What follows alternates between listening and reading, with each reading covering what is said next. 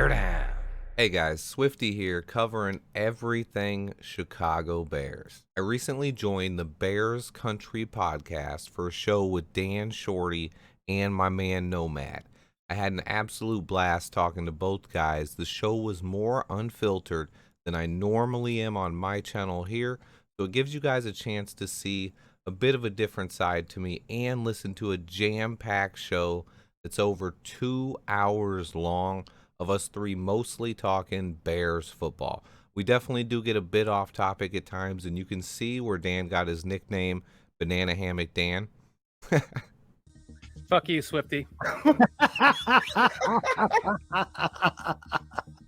On a side note, this is something I will always try to do on my channel is help others grow, whether it's Coach T, 3-point stands, Jordan Silvera, On the Go Chicago Sports, or the Bears Country podcast. I always want to help others grow and share their channels with others. If anyone out there starts something up, reach out to me. I would love to work with you sometime. One of the reasons I want to do this is because it's the kind of person I am, but also because when I started, none of the other channels bigger than me wanted to have me on. I actually spoke to a few channels about being on, and I know firsthand how hard it is to get out there. I was actually told a couple of times that I could join other networks, but I would have to stop doing my own videos. Obviously, I laughed at that and kept doing my own thing. But I know for anyone getting started, the most larger channels won't work with you. And I'm never going to be that guy. So no matter how big this channel gets, if you guys ever want to work with me, just reach out. So there's a full 2.5-hour show of me chopping it up with Mr. Shorty and Nomad. I took 2 small snippets from the show to give you guys a preview and then have a clip of us going off topic as well. But be sure to check out the whole video when you have time. I'll have the link to the full video in the description below. You just based off of everything that you saw with your eyes, what do you think the level of buy-in across the whole team was from 0 to 10? I would say 9 or 10. It looks good. Everyone looks like they're hustling out there, and I didn't see anyone loafing. I watched all 4 quarters of the preseason game multiple times, and shoot, last few years, I mean, it's hard to get through it without even seeing starters like Eddie Jackson and guys take plays off. Even sometimes the pass rushers or Allen Robinson on offense, like he did it during the regular season. Like seeing guys hustle to the whistle, the entire defense and offense on plays, like that's impressive to me. Like I've been very impressed with that so far. Nomad and I have been talking about that for a while. Yeah, the intensity that this coaching staff is bringing to the team. Yeah, how much of a difference, how much of an impact do you think that makes on a team, that level of buy-in?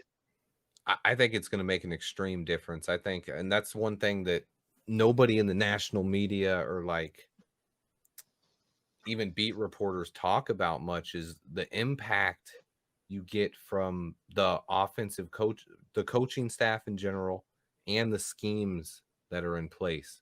And then having coaches get the most out of their players. It's something that we haven't had happen the entire, and like, I don't know, 10, 15 years at least.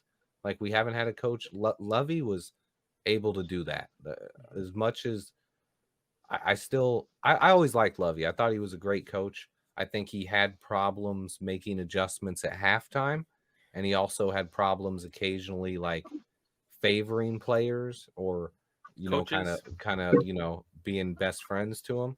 So Lovey wasn't perfect, but he was a good coach. But he got the most out of a lot of his players, and he was able to do that by motivating them. And a lot of times people don't realize that's one of the most important aspects of a head coach. Can you get the most out of these grown men? Can you get these grown men to want to work harder and sweat and bleed for you to accomplish a goal, not to get paid, not to fatten their own wallet, but to make the team better? Because a lot of times that's what they're doing. They're blocking. They're not doing anything to enhance their stats. They're not doing anything to make more money in their career. They're buying into a system to try to win football games. And especially with a team where the entire media and everyone in the world is telling you we're a team that's going to have the #1 pick, we're terrible, to see these guys believe in what the coaches are telling them, even when we're going to be a bad team, that's extremely optimistic for me. Like, it gives me so much reason for optimism, and I couldn't be more excited for the season. I don't think we're Super Bowl contenders or anything crazy like that, but I think we're going to be a team that punches people in the mouth, plays hard, is fun to watch. It's not going to be frustrating, you know, where we're running draw plays on 3rd and 12 because Nagy sucks, or a screen, or all curls. Like, we're going to take shots down the field. I think we're going to score on people. It's not going to be perfect. There are going to be mistakes. Like, there's young people all over this roster.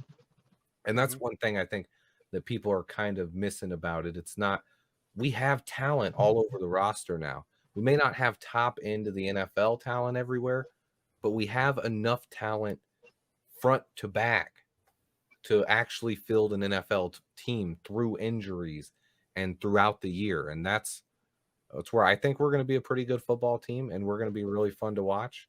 And I can't wait to see it, man. It's going to be fun. And then that's without even talking about Justin Fields' growth. I mean, oh, we'll get into that later, buddy. I agree with him and everything he just said. Session plan for that. Oh boy. You know what my biggest nightmare is, and I keep picturing it over and over, because I know whether you're a wheel linebacker. Oh, dog, dude. Oh, hell no. Why would you even do that? What did you say, Swift? Shorty and what? Hell no. Nothing. Oh.